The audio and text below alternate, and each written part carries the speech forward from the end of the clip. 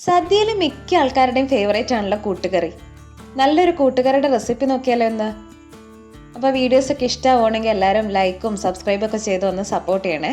അപ്പോൾ നമുക്ക് റെസിപ്പിയിലോട്ട് പോവാം. ഞാനിപ്പോൾ ഇവിടെ 100 ഗ്രാം ചേന ചെറിയ ക്യൂബായിട്ട് കട്ട് ചെയ്ത് ഒരു ചട്ടിയിലോട്ട് ഇട്ട് കൊടുത്തിട്ടുണ്ട്. ഇതിലോട്ട് ഒരു മീഡിയം സൈസ് പച്ച നേന്ത്രക്കായ ഇതേപോലെ തന്നെ ചെറുതായി കട്ട് ചെയ്തത്, ഒരു ചെറിയ ക്യാരറ്റ്, 1 ടീസ്പൂൺ ഉപ്പും 1/2 ടീസ്പൂൺ മഞ്ഞൾപ്പൊടി, 1 ടീസ്പൂൺ മുളക് പൊടി, ഒരു പച്ചമുളക്, കഷ്ണം വേവാൻ ആവശ്യത്തിനുള്ള കുറച്ച് വെള്ളം കൂടി ഒഴിച്ചു കൊടുക്കാം. ഇനി ഇതൊന്ന് മിക്സ് ചെയ്ത് കൊടുക്കാം. എന്നിട്ടിത് അടച്ചു വെച്ച് നമുക്കിതൊന്ന് വേവിച്ചെടുക്കാം. ഇടയ്ക്കൊന്ന് അടപ്പ് തുറന്നു കൊടുത്ത് ഒന്ന് ഇളക്കി കൊടുക്കണം, അല്ലെങ്കിൽ അടിക്ക് പിടിക്കാൻ ചാൻസ് ഉണ്ട്.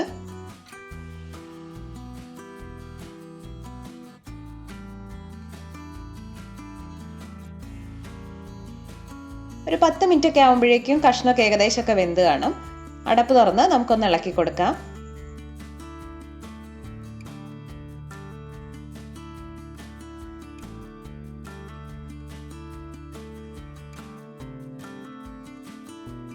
ഇപ്പോൾ കഷ്ണമൊക്കെ നന്നായിട്ട് വെന്തിട്ടുണ്ട്.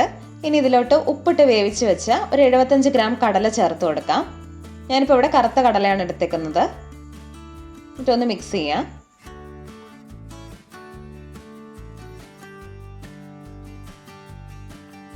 ഇനി ഇതിലോട്ട് മധുരത്തിന് വേണ്ട 2 ടേബിൾ സ്പൂൺ ശർക്കര പൊടിച്ചത് ചേർത്ത് കൊടുക്കാം.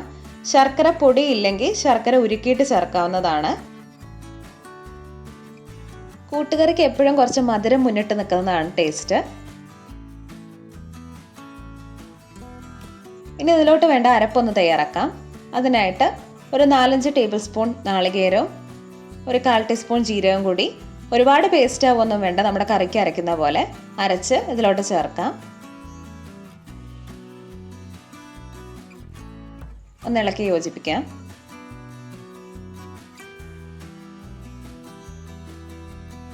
ഇനി ഇത് വിടരുന്ന് തിളച്ച് നന്നായിട്ട് ഡ്രൈ ആയിട്ട് വരട്ടെ. ആ നേരം കൊണ്ട് നമുക്ക് ഇതിലോട്ട് വേണ്ട നാളികേരം ഒന്ന് വറുത്തെടുക്കാം.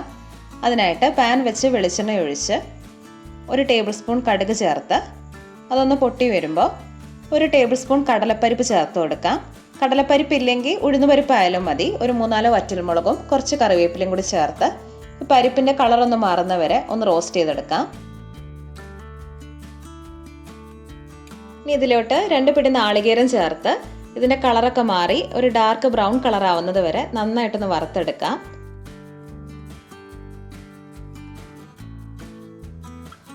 ഇപ്പോൾ നാളികേരമൊക്കെ നന്നായിട്ട് വറുത്ത് കിട്ടിയിട്ടുണ്ട്. ഇനി നമുക്ക് ഗ്യാസ് ഓഫ് ചെയ്ത് നമ്മുടെ കൂട്ടുകറിയിലോട്ട് ചേർത്ത് കൊടുക്കാം. അപ്പോൾ നാളികേരം വറക്കുമ്പോൾ പ്രത്യേകം ശ്രദ്ധിക്കുക, കുറച്ച് സമയം എടുത്തിട്ട് തന്നെ ചെയ്യുക, എങ്കിൽ മാത്രമേ ആ ഒരു കറക്റ്റ് ടേസ്റ്റ് കിട്ടത്തുള്ളൂ. പിന്നെ ഈ കറി ഇരിക്കുന്തോറും കുറച്ച് ഡ്രൈ ആയി ഇതിൻ്റെ കളറൊക്കെ മാറി വരും. ഇപ്പോൾ നമ്മുടെ സദ്യ സ്റ്റൈൽ കൂട്ടുകറി റെഡി ആയിട്ടുണ്ട്. അപ്പോൾ ഓരോ സ്ഥലത്തേക്ക് ഓരോ പോലെയാണ്. ചില സ്ഥലത്ത് കുമ്പളങ്ങയൊക്കെ ചേർക്കും. ഞാനിപ്പോൾ ഇവിടെ 3 കഷ്ണം കടലയും ചേർത്തിട്ടാണ് ചെയ്തിട്ടുള്ളത്.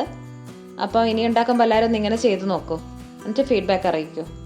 Thank you for watching.